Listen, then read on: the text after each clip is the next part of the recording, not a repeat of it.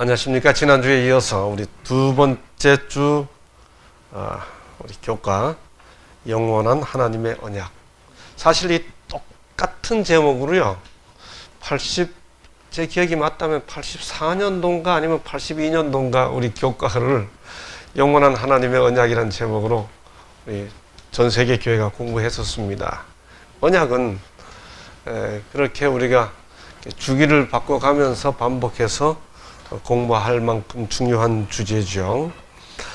자, 오늘은 그 두 번째 시간으로 제2과 언약 입문.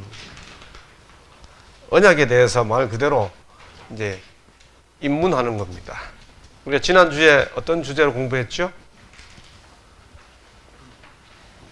무슨 일이 있었나? 공부했습니다. 무슨 일이 있었나? 라는 주제로 우리가 언약 전체를 공부하기 위해 반드시 다루어야 할, 한 번쯤은 짚고 들어가야 할 두 가지 중요한 주제가 있었다고 우리가 지난주에 공부했죠. 뭐와 뭐지요? 창조와 타락, 범죄. 무슨 일이 있었나? 하나님이 세상을 창조했다. 무슨 일이 있었나? 하나님이 사람을 창조했다. 어떻게 해요? 하나님의 형상으로, 그렇죠? 네. 어떤 일이 있었나? 하나님이 사람에게 생육하고 번성하여 충만하라, 땅을 정복하라, 다스리라, 5가지 명령, 문화 명령 주셨죠. 또 어떤 일이 있었나? 인간이 유혹을 받아 타락하고 범죄하고. 그런데 중요한 거는 여자만 선악과를 먹고 아담은 유혹되지 않은 상태에서 그 죄에 함께 동참하지 않았었더라면 역사는 달라졌을 수 있는데 아담이 함께 선악과를 먹었죠. 그 사실을 성경은 뭐라고 표현했었죠? 호세아 6장 7절에 아담이 언약을 어기고. 지난주에 거기까지 공부했습니다. 자, 오늘은 아예 언약이라는 주제를 가지고 이번 주에 이 언약에 대한 전체 입문을 공부하는 시간입니다. 조금 어려운 말이지만 우리 교우님들 언약이라고 하는 단어를 들으면 뭐가 떠오르세요? 언약 이렇게 하면. 예?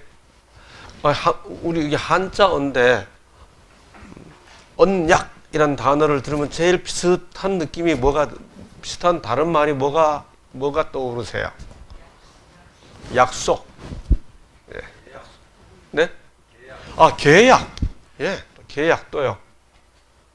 계약하고 언약하고 뭐가 좀 다른 것 같습니까? 부동산 언약이라고 그래요? 부동산 계약이라고 그래요? 우리 한국 어감이에요. 계약은 똑같은 개념인데요. 계약은 사람과 사람 사이에 할 때. 근데 성경 용어로 언약이라는 용어를 쓰면 이거는 신과 하나님과 인간이 뭔가 약속을 할 때 언약이라는 용어를 쓰죠. 기왕에 나왔으니까 또 하나 질문. 구약의 약속이라는 단어가 나올까요? 안 나올까요?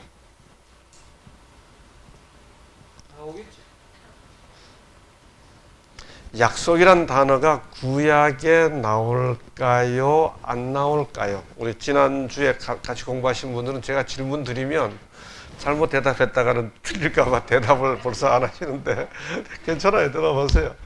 우리 한국어 성경에 약속이란 단어가 구약에 나올까 안 나올까? 안 나옵니다. 언약이란 뜻이나 약속이란 단어가 뜻이 통하는데 왜 구약은 언약이 나오고 신약에도 언약이 33번 나와요. 구약에는 287번 나오고. 근데 왜 약속이란 단어는 신약에서부터 나올까? 이게 중요한 차이가 있는데요.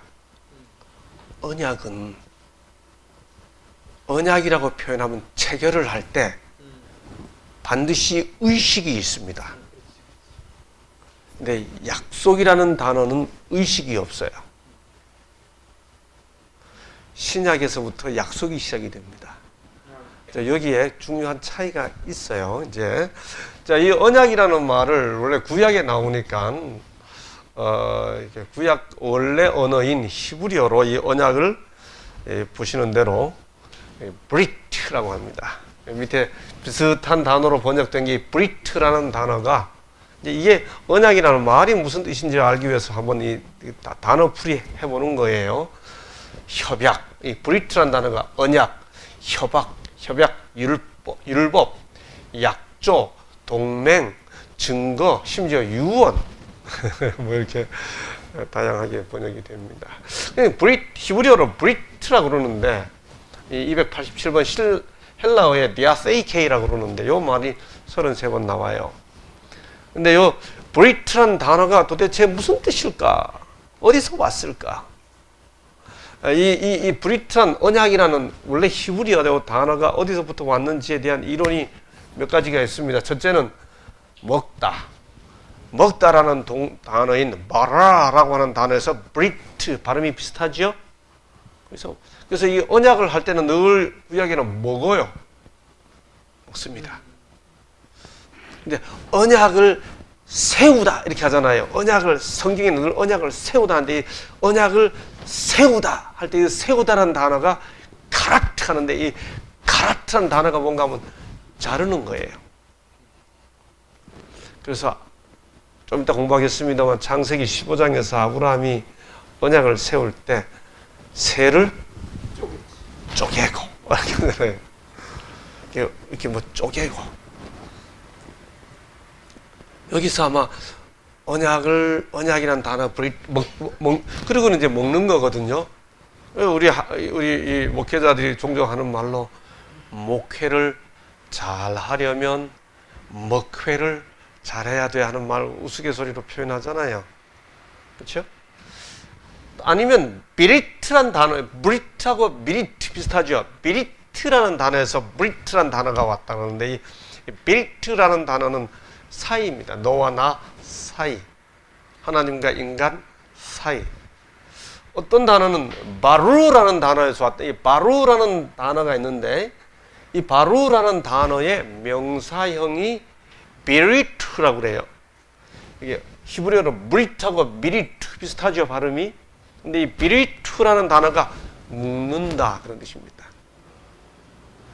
다시 엮어맨다. 이건 하나님과 인간을 다시 관계를 다시 묶는 거죠. 우리 교과책은 지금 여기 비리투를 설명했습니다. 그래서 언약이라는 말은 그 어원에 대한 뭐 개념이 많이 있지만 이건 이렇게 본 이렇게 함께 엮어매는 것. 그래서 하나님과 사람 사이에 종교적인 의미를 가진 언약을 나타낼 때 하던 이 언약, 브리트라는 단어가 쓰인다라고 하는 겁니다.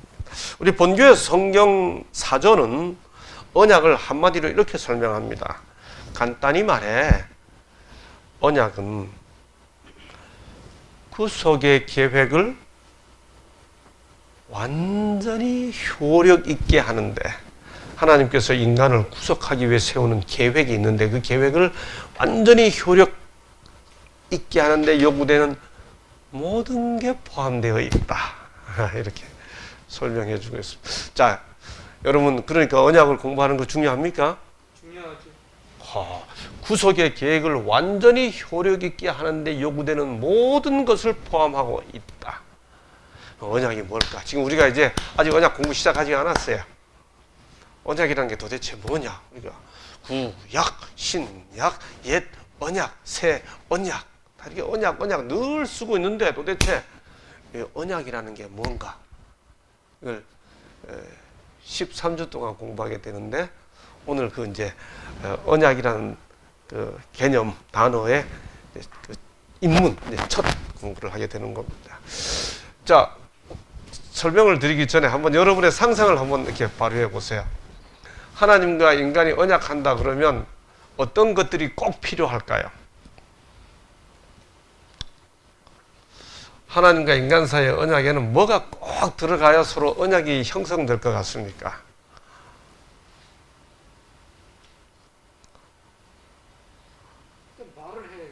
말을 해야 한다.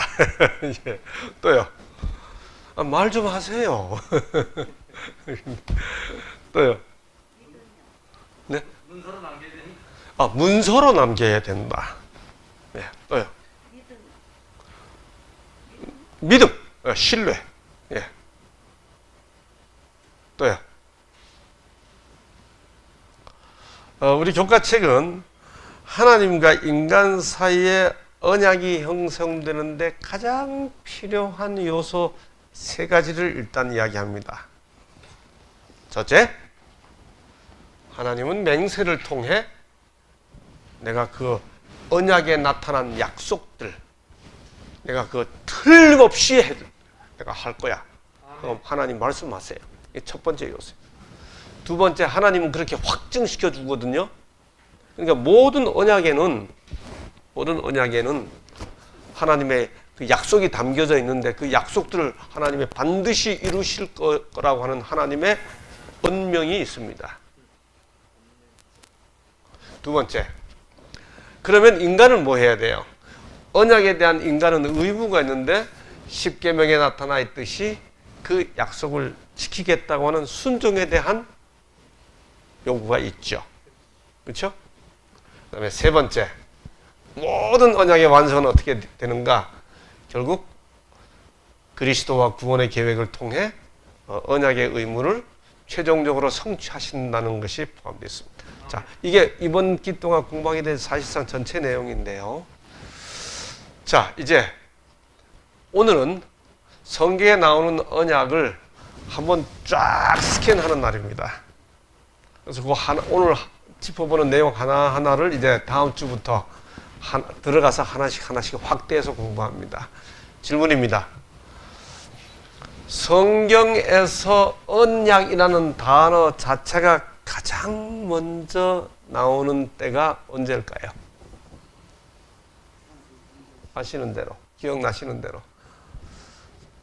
우리가 지금 언약을 공부하는데 언약이란 단어 자체가 성경에서 맨 처음 나오는 게 언제죠? 이것도 상식인데. 집사님, 아브라함도 나와요. 근데 아브라함 때보다 먼저 나오는 게 있어요.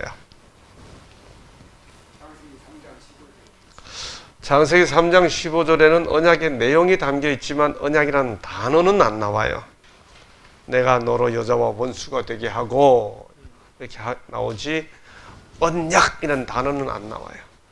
성경에서 언약이라는 단어가 가장 먼저 그 말 자체가 나오는 순간. 이거 쉬운데? 예? 집사님은 좀 크게 말씀해 보세요.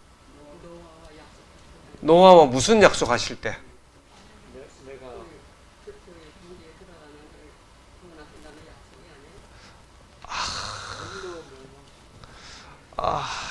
집사님, 노아는 맞는데 그 사건이 딱 꼬집어서 젖어서 제가 대답을 드리면 다 들으실 거예요. 다 너무 잘 아시는 내용이에요.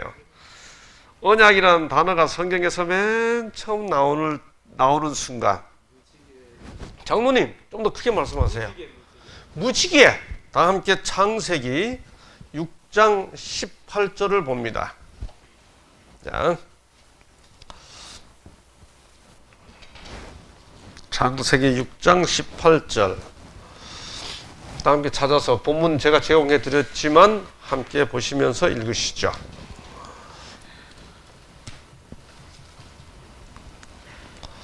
창세기 6장 18절 먼저 찾아서 보시면서 자, 네, 읽으시죠. 나와는 내가 내 언약을 세우리니 너는 내 아들들과 내 아내와 내 자부들과 함께 그 방주로 들어가고. 예. 그러나 노아는 이 너가 이제 노아입니다. 하나님께서 홍수에 대한 홍수 대심판을 말씀하시면서 그러나 너와는 내가 내 언약을 세우리. 이게 여기서 성경에서 언약이라는 단어가 맨 처음 등장해요. 그러니까 첫 번째로 언약에 해당되는 인물이 집사님 말씀하신 대로 누구? 노아. 두 번째, 자 오늘 전체 그 하나하나 공부하기 전에 그 다음 공부하자고요. 두 번째 하나님께서 언약이라는 단어를 쓰신 게 언제일까요? 아까 집사님 말씀하셨어요. 아브라함. 첫 번째 인물이 누구예요? 노아. 두 번째가 아브라함. 아브라함 언제 아브라함과 언약 세우겠다는 말씀하셨을까요? 네, 생각 안 나시죠? 하여간 아브라함이에요. 그 다음에 세 번째로 하나님께서 언약이라는 단어를 쓰신 때가 언제일까요? 여러분이 지금 다 알고 계세요. 그걸 좀 정리하는 겁니다. 네? 언제요? 유명한 사건인데 다 말씀드리면 그러실 거예요.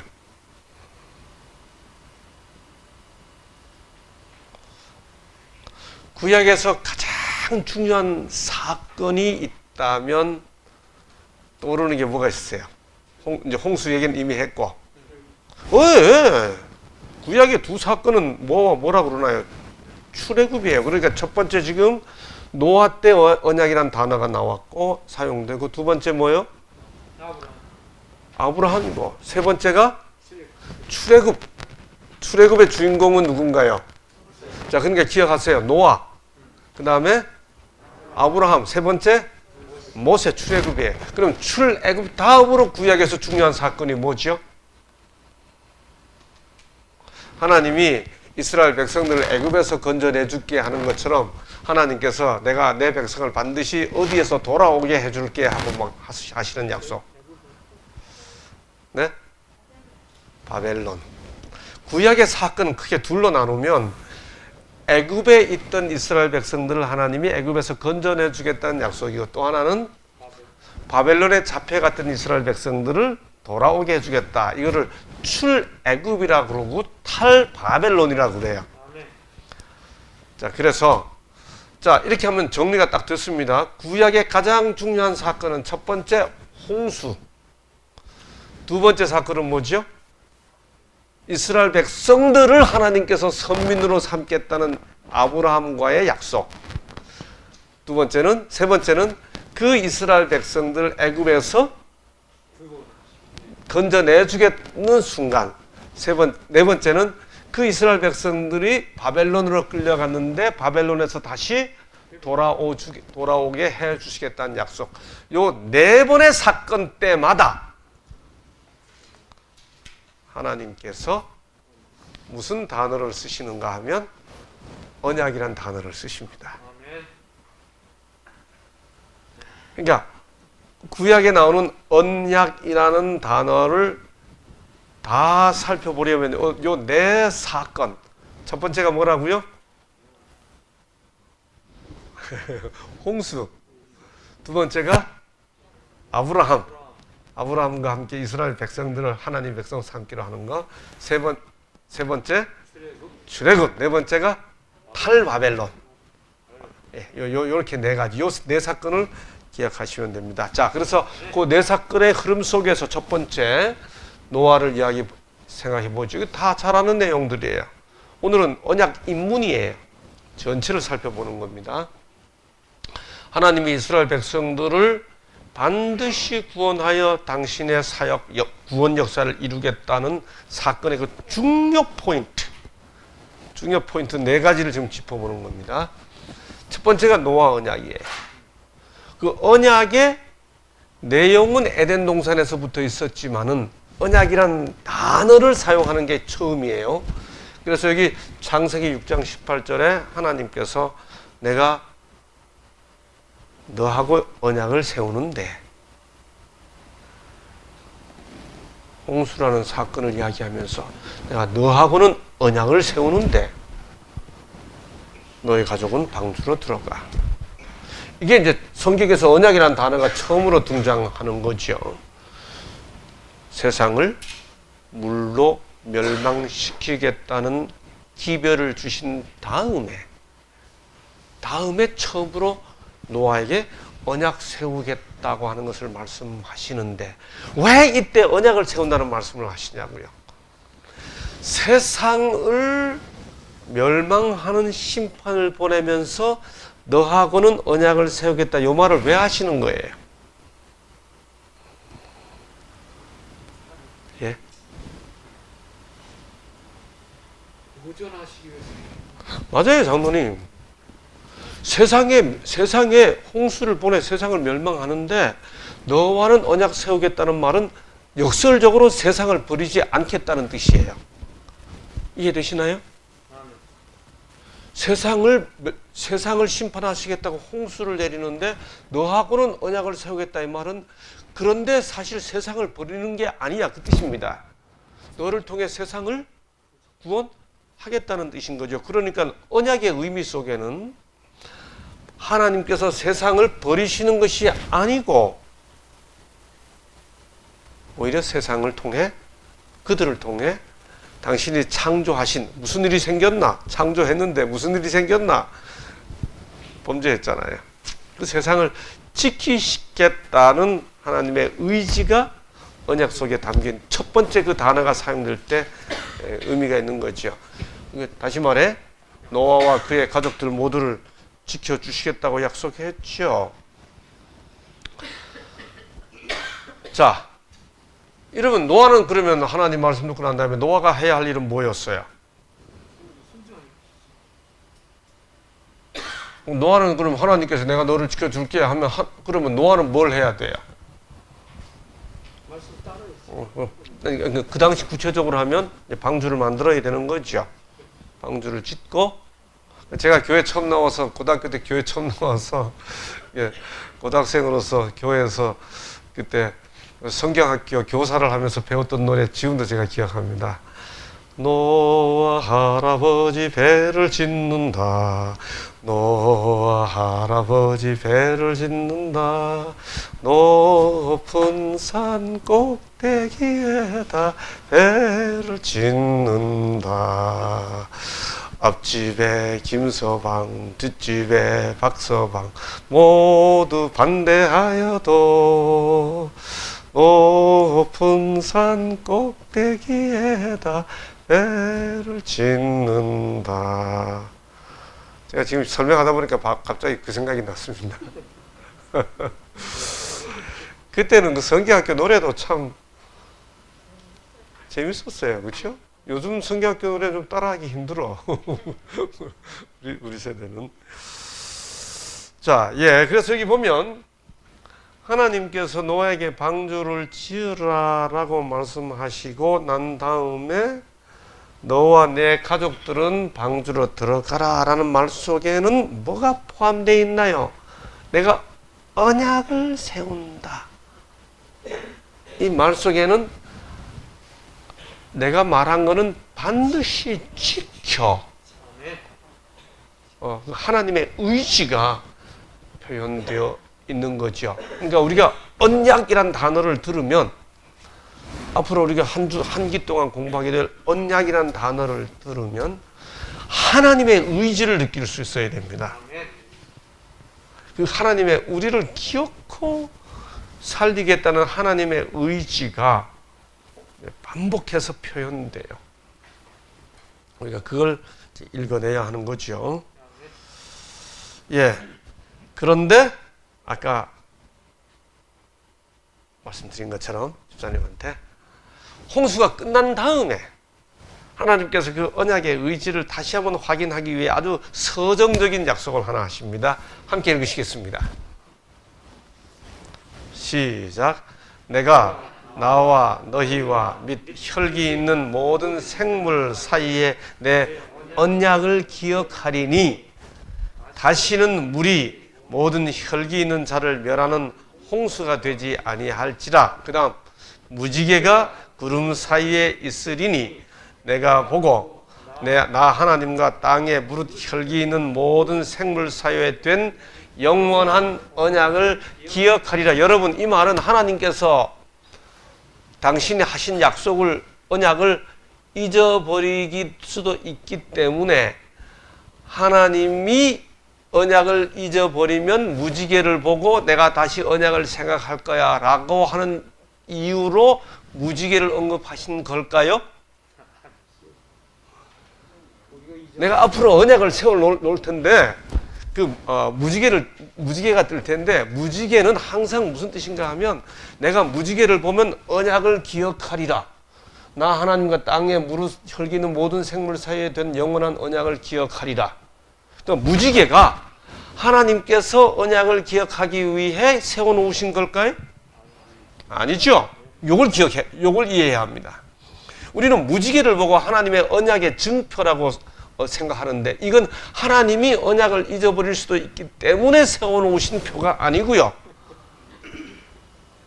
우리에게 그 사실을 환기시키는 장치가 되도록 하기 위해 세워놓으신 거지요. 그렇죠? 이걸 후에 이사야가 이렇게 말합니다. 이는 노아의 홍수에 비하리로다. 내가 다시는 노아의 홍수로 땅 위에 범람치 않게 하리라 맹세한 것 같이, 내가 다시는 너를 노하지 아니하며 다시는 너를 책망하지 아니하기로 맹세하였노니. 하나님께서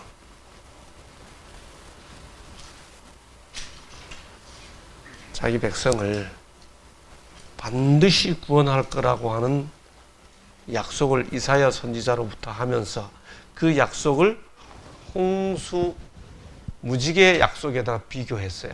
그러니까 여러분, 우리의 구원을 어디다가 근거하고 있냐고요. 우리의 구원의 확신을. 누군가 여러분에게 당신 구원받았어 이렇게 물으면 뭐라고 대답하실 거예요? 뭘 가지고 그렇게 확실하게 대답해요? 당신 구원받았어요 이렇게 하면 이렇게 하면서 집사님 구원받았어요. 예수님이 계십니다. 참 제대로 대답하셨어요. 여러분, 거기다 누가 당신 구원받았어요, 구원 확실합니까 집사님, 이렇게 하면 쳐다보고 그래 구원받았다 이렇게 하면 교만한 것 같고, 아니라 그러면 이상한 거. 여러분, 거기다 대고 당신 길거리 가다 보면 사람들 중에 그렇게 하는 사람들 있죠. 구원받았습니까? 이렇게. 여러분, 그런 질문 나올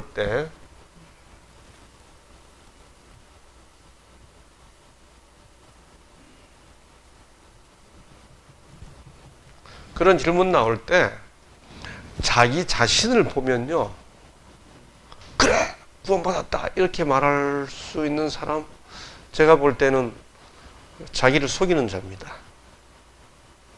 근데 저는 그런 질문 받을 때마다 그 시선을 제가 피합니다. 피하고 어디를 보는가? 하늘을 보죠. 하늘을 보고 주님께 여쭙습니다. 주님, 저 구원 못 받습니까? 그러면 주님이 뭐라 대답하세요? 100번이면 100번다. 무슨 소리 하는 거야? 네가 내 아들인데. 다시 말해, 우리의 구원의 확신은 나의 느낌에 의존해 있는 게 아니고 하나님의 약속에 의존해 있는 거죠. 내가 어떻게 느끼느냐에 근거하고 있는 게 아니고 하나님의 주신 확실한 말씀에 근거하고 있는 거죠. 그래서 부조와 선지자는 바로 이 내용을 이렇게, 부조와 선지자 106쪽 이렇게 설명합니다.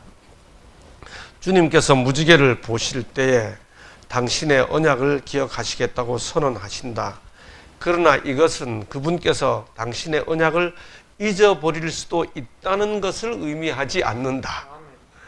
그분께서는 우리가 그분을 더 잘 이해하도록 하시기 위해 우리의 언어로 우리에게 말씀해 주신 것이다. 그러니까 무지개를 약속하신 것은 그분이 잊어버릴 수도 있기 때문에 내가 무지개 만들어 놓고 내가 기억해 낼게, 이런 뜻으로 무지개를 주신 게 아니고 우리의 언어로, 우리 말로, 사람의 말로.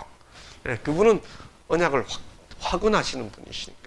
이게 노아의 언약 속에 이게 담겨 있습니다. 이 다음 주에 우리가 이 노아의 언약 좀 더 자세히 공부할 겁니다. 두 번째, 아브라함 언약입니다. 다 함께 읽으시겠습니다. 시작. 여호와께서 아브라함에게 이르시되 너는 너의 본토 친척 아비 집을 떠나 내가 네게 지시한 땅으로 가라. 내가 너로 큰 민족을 이루고 네게 복을 주어 내 이름을 창대케 하리니 너는 복의 근원이 될 것이다. 너를 축복하는 자에게는 내가 복을 내리고 너를 저주하는 자에게는 내가 저주하리. 땅의 모든 족속이 너를 인하여. 복을 얻을 여러분, 이 단어에 언약이란 단어가 나와요, 안 나와요? 지금 조금 전에 읽으셨는데 요 창세기 12장 1절 3절 사이에 언약이란 단어가 나옵니까, 안 나옵니까? 안 나와요. 한 번도 언급되지 않았어요. 그러면 아브라함 이야기에서 언약이란 단어는 맨 처음 언제 나올까요? 언제 나오는가 하면 이때 나옵니다. 창세기 15장 18절. 그날에 여호와께서 아브라함으로 더불어 언약을 세워. 여기 성경에서 언약이란 단어가 두 번째로 나오는 순간입니다. 아브라함과 관련해서. 또 하나, 여기 내가 내 언약을 나와 너 사이에 세워 너로 심히 번성케 하리라 하시니 아브라함이 엎드린데 하나님이 또 그에게 일러가라사대 내가 너와 내 언약을 세우리니. 하나님께서 언약이란 단어를 쓰시면서 아브라함하고 관계에서 지금 언급하시는 거거든요.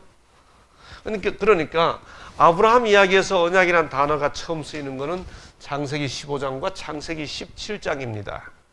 그런데 하나님께서 아브라함과 언약을 세운다는 말씀하시기도 전인 창세기 12장에서 그를 부르시면서 뭐라고 말씀하시는가 하면 본토 친척 아비집을 떠나 내가 내게 지시하는 땅으로 가라. 맞아요? 다시요. 본토 친척 아비집을 떠나 내가 내게 지시하는 땅으로 가라. 맞아요?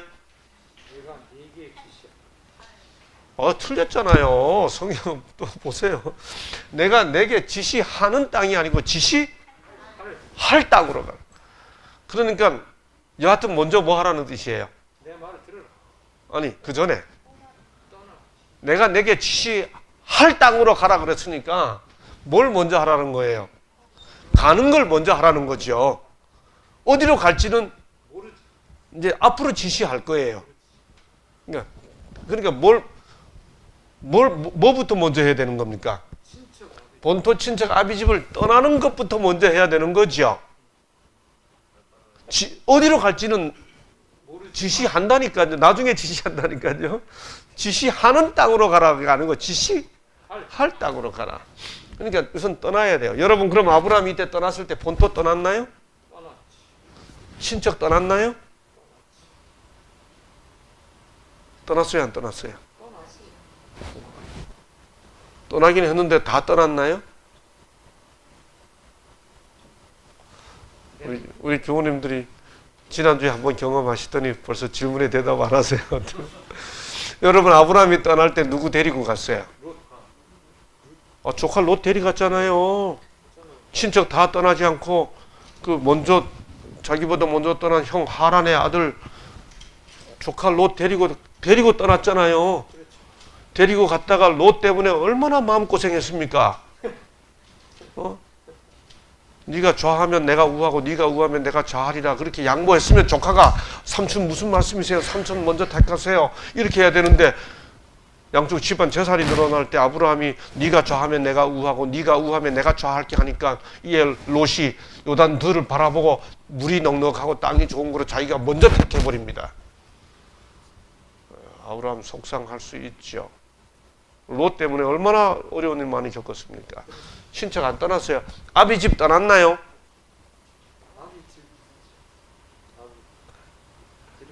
아비 집 떠났나요? 여러분, 창세기 11장 뒷부분 읽어보세요. 아브라함이 갈대아 우르를 떠날 때 아버지 모시고 갔을까요? 아버지 두고 갔을까요? 모시고 가다가 아버지가 하란에서 돌아가신 다음에, 그러니까 갈대아 우르 본토를 떠나긴 떠나는데 조카 데리고 가고 아버지 모시고 떠나요. 이게 무슨 뜻이죠? 아브라함이 믿음이 있긴 있는데, 그래서 하나님 말씀대로 출발하긴 하는데 처음부터 완전하게 다 버리고 떠난 건 아니에요. 떠나긴 떠나요. 그러니까 뭔가 하면 목사님, 저 완전히 준비되면 침례 받을게요. 평생 못 받습니다. 완전히 준비될 수 있는 사람 아무도 없습니다. 가라고 하면 가야지. 가면서 조카도 데리고 가고 아버지도 모시고 가지만 가는 거지요. 예, 아브라함이 처음부터 완전했나요? 완전하지 못. 가가지고 애굽에 가서 죽을까봐 세상에 자기 와이프를 자기 여동생이라고 그랬습니다. 그 바로가 데려가는데 멀쩡히 있어요. 나중에는요, 하나님께서 바로를 막아주시는 바람에 바로가 놀래가지고 종을 줍니다. 근데 하갈도 그때 준 겁니다. 아브라함이 그 선물 다 받아가지고 가서 하갈과 함께 또 문제가 생기죠. 이스마엘 사건이. 여러분, 아내를 왕에게 준 덕분에 종과 재산을 받아가지고 가는 참 맥없는 양반이에요. 그런데 믿음의 여정에 출발한 겁니까? 출발했어요. 그 이야기를 앞으로 우리가 다음 주에 공부할 겁니다. 이제 하나하나 자세하게, 좀 더 자세하게. 아브라함 이야기는 넘어지고 자빠지고 넘어지고 자빠지고 하면서도 하나님을 향해 방향을 돌렸어요. 이게 중요해요. 아멘. 사람이 다 버려두고 갈 거야 하면 절대로 못 갑니다. 그런데 이것저것 얽혀 있지만은 요렇게 가던 사람이 요렇게 돌아서는 순간 이게 방향 전환이거든요. 그래서 아브라함은 비록 출발이 부족했지만 하나님께서 가라고 그러니까 가고 방향을 돌렸어요. 이게 중요한 거죠. 여러분, 신앙생활에서 정말 중요한 것은 방향 전환이에요. 그러니까 하나님과 등 돌리고 살다가 하나님을 향해, 교회를 떠나 살다가 교회를 향해 방향을 돌리는 거죠. 그러다 보면 나아가는 겁니다. 그렇게 출발한, 그게 창세기 12장인데 그렇게 출발한 아브라함에게 하나님께서 15장에서 와가지고 내가 아들 줄게, 땅 줄게, 두 가지 언급했어요. 첫 번째 뭘 줄게? 두 번째 뭘 줄게? 두 가지 기억하세요. 아들 줄게, 땅 줄게. 이 이야기를 우리가 다음 주에 공부하게 됩니다. 예, 세 번째 하나님께서 언약이라는 단어를 쓰신 것은 모세와 함께 하신 겁니다. 자, 여기 보시죠. 잘 보이시는지 모르겠는데 제가 창세기 6장 읽어보겠습니다. 하나님이 모세에게 말씀하여 가라사대 나는 여호와로라. 내가 아브라함과 이삭과 야곱에게 전능의 하나님으로 나타났으나 나의 이름을 여호와로는 그들에게 알리지 아니하였고. 장로님, 이거 뭐 이상하지 않으세요? 우리 장로님, 제가 장로님께 여쭤봐야 되겠는데, 아브라함과 이삭과 야곱이 하나님의 이름을 여호와로 알았을까요? 몰랐을까요?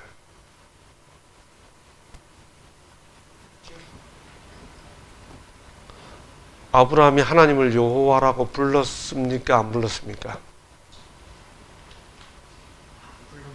창세기 12장 5절부터 보면 아브라함이 제단을 가는 곳마다 제단을 쌓고 여호와의 이름을 불렀더라 그랬습니다.